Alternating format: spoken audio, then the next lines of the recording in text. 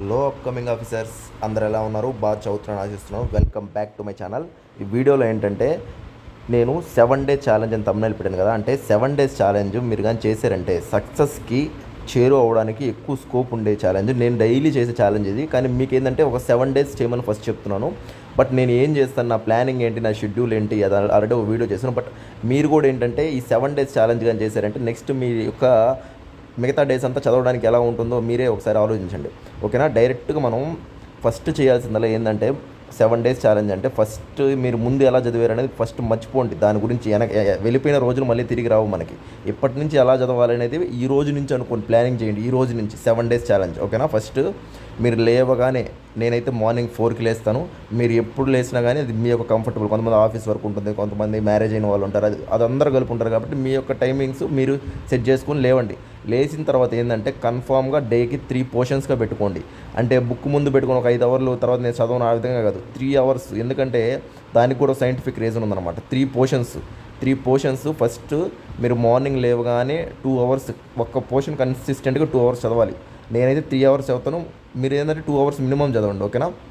తర్వాత ఏం చేయాలంటే మీరు ఫస్ట్ మార్నింగ్ లేవగానే ఒక పోర్షన్ అంటే ఒక 2 అవర్స్, నేను 4 to 7 దా చదువుతాను, మీరు 4 to 6 లేదా మీరు 5 to ఏదో ఒక పోర్షన్ మీరు చదవండి. లేదంటే కొంతమంది 8కి లేస్తారు, 8 to 10 ఏదో విధంగా చదవండి.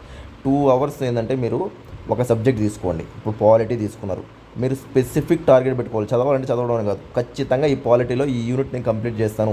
ఈరోజు బేసిక్ స్ట్రక్చర్, కాన్స్టిట్యూషన్ అమెండ్మెంట్ చేస్తాను, లేదంటే పార్లమెంట్ చేస్తాను, లేదంటే ప్రెసిడెంట్ చేస్తాను, ఏదో ఒక యూనిట్, పంచాయతీ చేస్తాను, ఏదో ఒక యూనిట్ మీరు ఖచ్చితంగా ఆ 2 అవర్స్లో కంప్లీట్ చేస్తానని ఫిక్స్ అవ్వండి. ఆ రోజుకి చాలు. తర్వాత ఏంటంటే ఆ 2 అవర్స్ అది బాగా కన్సిస్టెంట్గా చదివాక బుక్ పక్కన పెట్టేయండి. ఒక 5 minutes బుక్ పక్కన పెట్టేసి ఒక పేపర్ తీసుకోండి. పేపర్ తీసుకుని ఆ యూనిట్లో మీరు ఏం గుర్తుందో మీకు ఎగ్జాక్ట్గా రాయండి. అది ఒకటే పేజ్లో రాయాలి. మీరు ఆ 2 అవర్స్ ఏం చదివారు అనేది ఏం గుర్తుందో మీకు ఎగ్జాక్ట్గా ఆ పేజ్లో రాయాలి. తర్వాత మీకు అర్థమవుతుంది. మనం కౌంటర్ చెక్ చేసుకోవాలి. లేదా ఊరికే చదివేసామంటే కాదు. నేనేం చేస్తానంటే పక్కన బుక్ పెట్టేసి నేను రాస్తా.